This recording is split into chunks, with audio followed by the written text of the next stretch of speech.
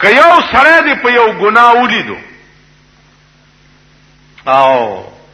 پرده دی په واچولا نو الله به په قیامت کې ستا په سلو ګناهونو پرده واچي او جنت ته بدیولي. حدیث کے راضی جناب رسول اللہ صلی اللہ علیہ وسلم فرمائے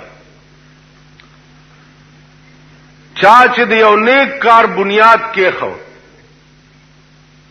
او تر قیامت پورے اغا نیکی د پاسا تعمیر کے د او اغا سے نیکے خلق کولی بیا نداول بنیادی خودن کے چدے دا بپدے نیکے کے ورسر شریکی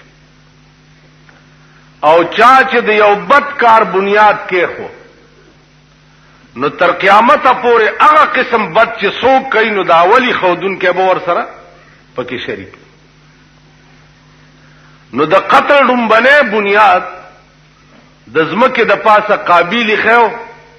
او تر قیامت چې څومره قتلونه کیږي نو چې څومره قاتل ګناګاری دومره ګناه به داغه پسره. عزیزانو زمونږ د ملک یو ګورئ چې زمونږ کا خیالو کوي هر بنیاد د شر او د فسادي خودل د نیکای بنیادی خودن کی ته دا قوم اډو پاتې شوی اوس نه نو د دې وجنه ډېر خیال کوئ چې الله دې داسې نه کی چې زمونږ په لاس باندې دی یو ګناه بنیاد کې خودش. مثلا اول زنا چې چا کړی دا تر قیامت چې څومره زناکار کیږي دا اول بنیادی خودن کې به پکې شریکی ورسره.